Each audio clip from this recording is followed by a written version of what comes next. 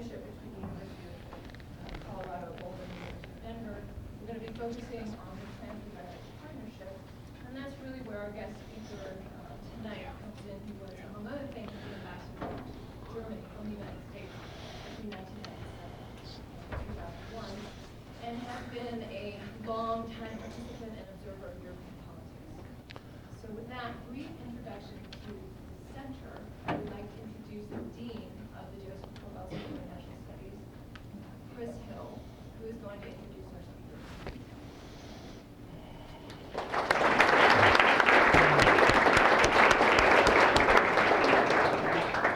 Well, thank you very much, Rachel, and thank you to Mark for, first of all, working with the University of Colorado and putting this together. I think it's a very good time to have some focus on Europe, because Europe was not really in the news for a lot of years there, and thanks to our friends the Greeks, it's back in the news, and I think it's going to stay in the news.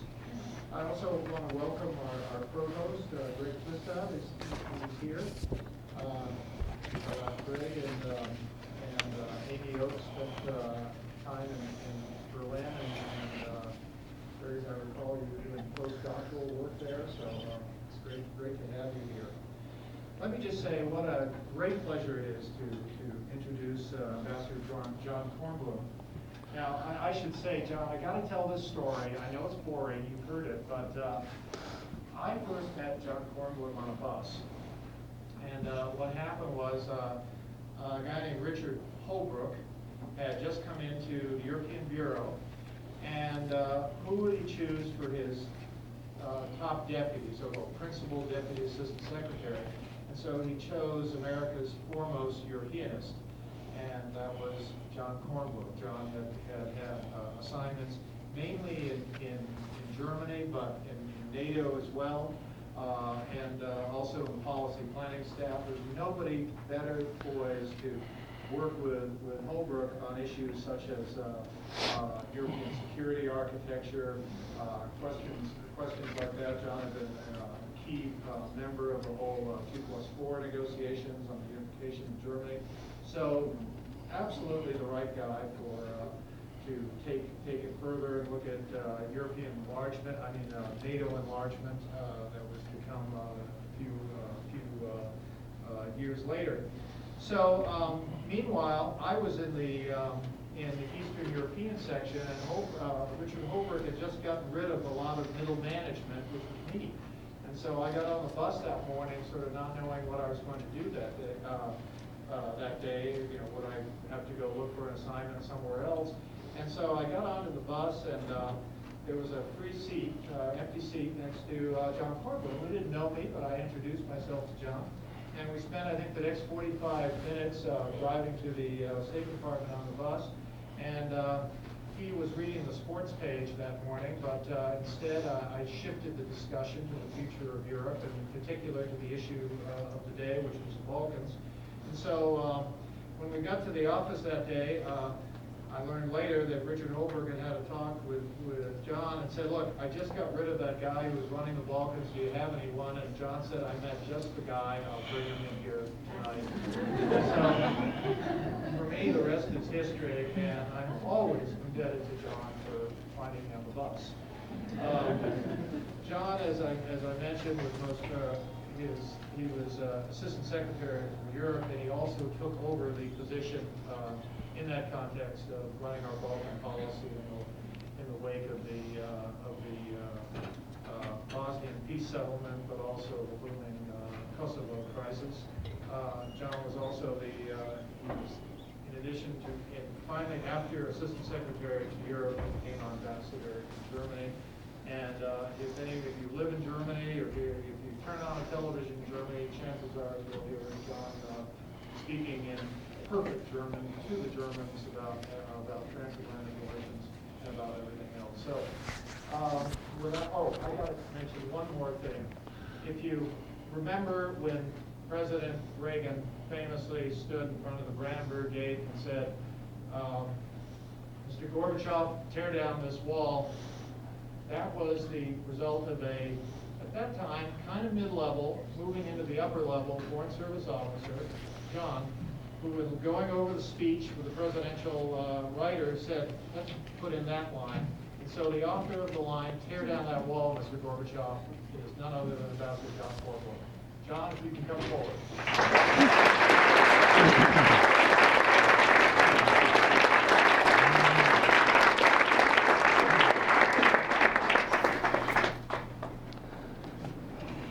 Thank you, Chris, very much.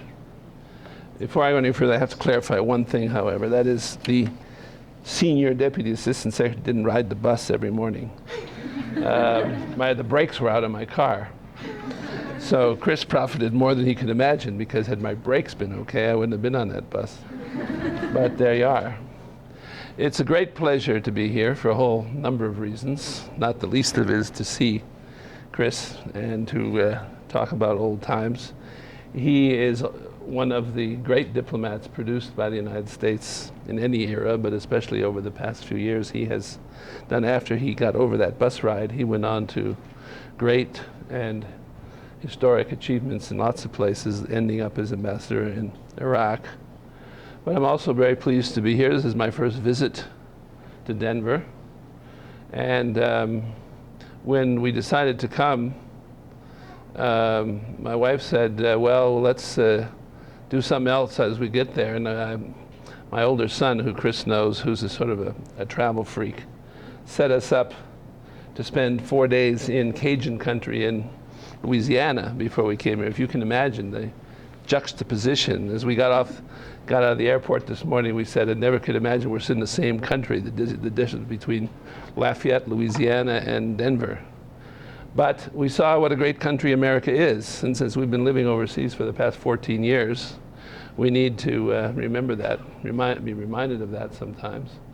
And now to be here with you, it's a great pleasure to talk about the subject of why Europe matters.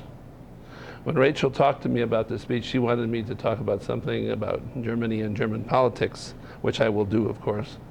But I thought that it was at this point in history, at this point in the development of our country, it's especially important to talk about Europe. It may seem a little bit strange, but as Chris noted, from a place which now 20 years ago was the very center of American foreign policy and the center of American interests, to today, when we seem to believe that China or Sudan or wherever is more important, it is, I think, very useful to think for a moment about why we are where we are and why Europe is important. And I'm going to add to that a little analysis about why I think Europe is going to be even more important in the future. Because we're coming into a very new era in history. We're already there, but most people don't know it. And that is the so-called globalized networked world, which Tom Friedman first informed us about with his The World is Flat book, but which has become much more complicated than that. Without a close relationship with Europe, we're simply not going to master this future, period. There's no alternative. But as we know, right now the United States feels that it has many other challenges, and we do. Afghanistan and Iraq and China and North Korea and all kinds of places. And so the idea that we would have a common strategy and that we are in fact in a common, if you will, existence with Europe, which is a kind of thing that I was brought up on for 25 years, is now sort of rescinded a bit. But of course, those of you who watch television, who watch the Republican debates on television, will note that Europe comes up fairly often in those debates as something that we don't want to be. And I was watching television on Sunday morning after the South Carolina primary, and Senator DeMint of South Carolina said, "We Republicans have to get out the message that if conservatives don't win in 2012, America could end up like Europe." Now, I live in a country which has a large trade surplus, virtually no crime, the lowest rate of unemployment in 20 years, it's about 4.5%, rapidly dwindling budget deficit, growing export markets all over the world, a beautiful highway system, a transportation system which works. And so to me, ending up like Europe doesn't seem to be such a bad fate. But I also know, because I've been doing this for a long time, that when Europeans and Americans start throwing little darts at each other this way, it has actually very little to do with Europe and America. It has to do with how these people feel about themselves. That is, when we can't deal with our own problems, which is, to me, fairly obvious at the moment, we start blaming our friends for our weaknesses. And you hear it about Europe here, but if you live where I live, you hear exactly the same kind of criticisms about the United States. This has been going on for a long time. It was, in fact, one of the basic elements of the founding of the American Republic. And I have this quote which I love to use. There was a lady called Frances Trollope, who some of you may have heard of. She was an English lady who lived in the United States in the 1820s. She wrote a book, ultimately, about the United States, which was actually not a negative one, but one of her first articles she wrote, "I do not like them, I do not like their principles, I do not like their manners, I do not like their opinions, I do not like their government, I don't like anything about them." That was us she was talking about. I think Senator Mint would probably say the same thing in return. The fact is that Europe and the United States are too close to each other in history, in philosophy, and in society to ever be able to overcome this sort of fraternal competition. It's actually not too serious as long as it doesn't get in the way of doing what needs to be done. And at the moment, it is in fact a bit serious because neither the United States or Europe quite knows what to do about the future, and so we're sort of blaming each other to overcome our own sense of inadequacy. Now, the change that's going on in the world is so dramatic that people like us, including your dean, are not exactly going to be able to give you the whole vision of the future, because people who get to be a certain age, some of you will learn this, tend not to change too often.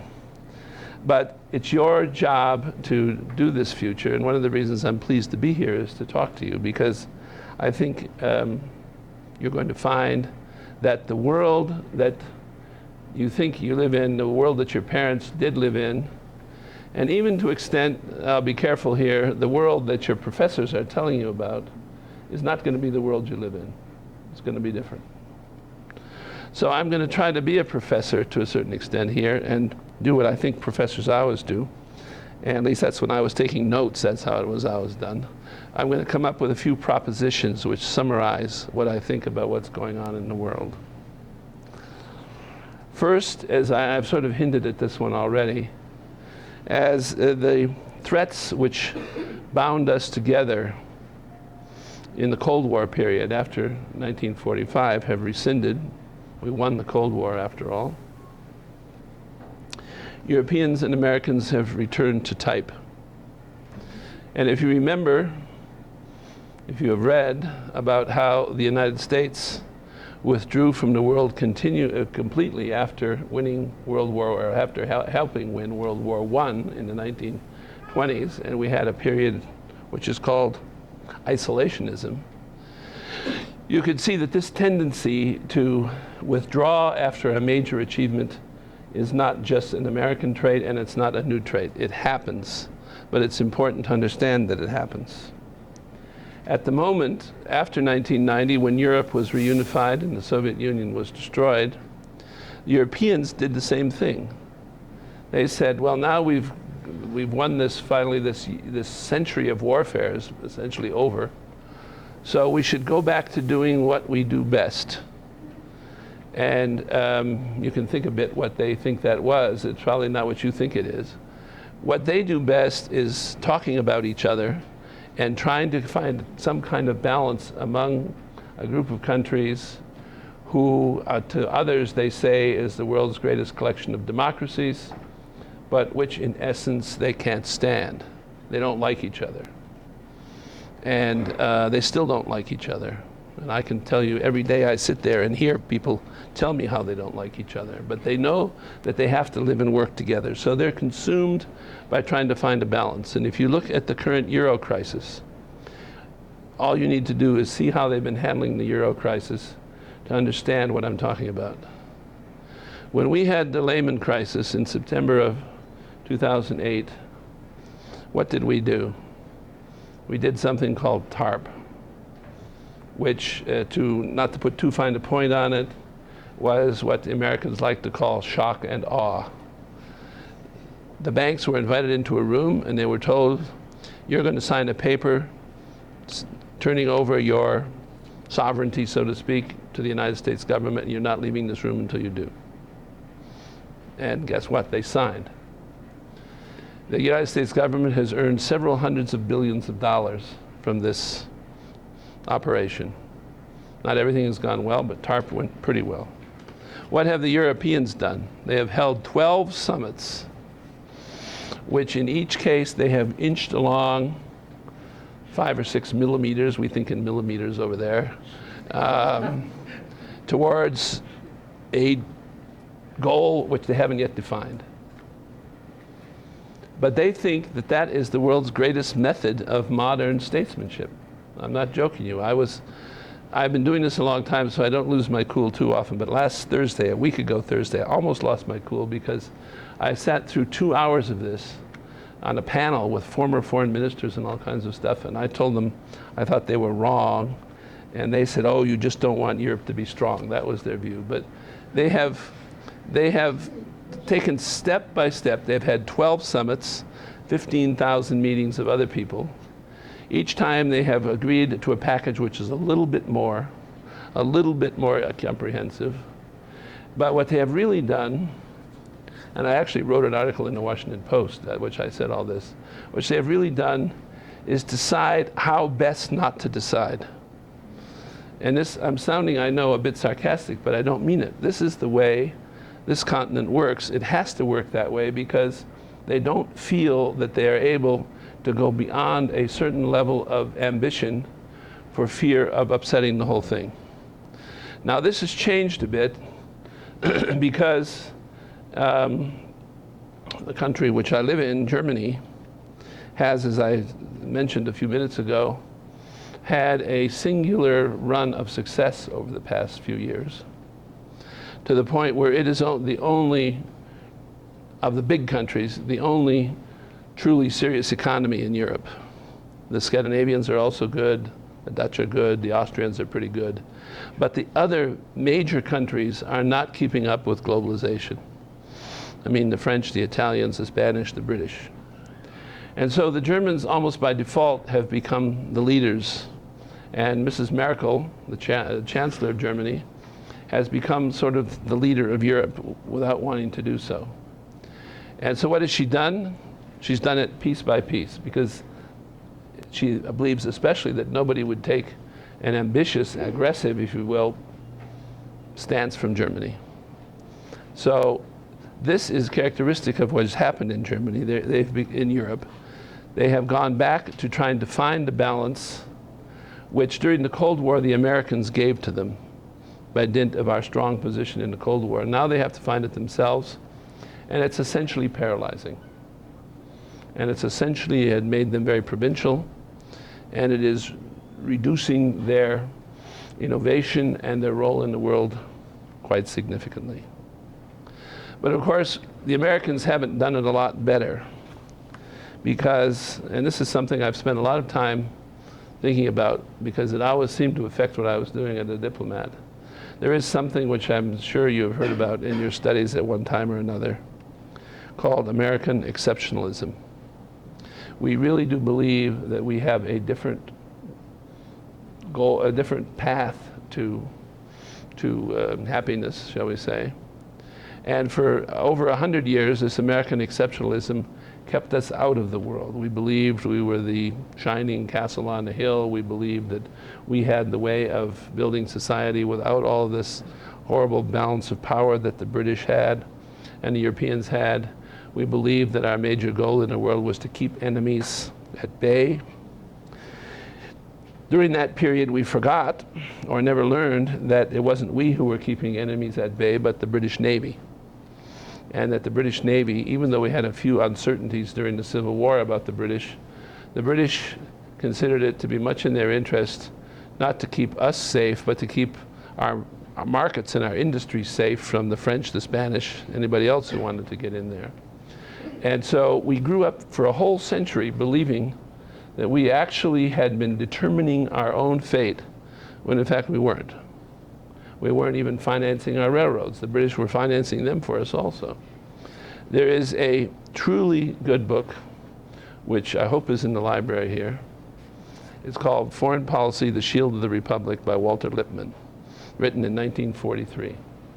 And in 1943, Walter Lippmann sets out the whole background and future of American foreign policy based on this vision of exceptionalism.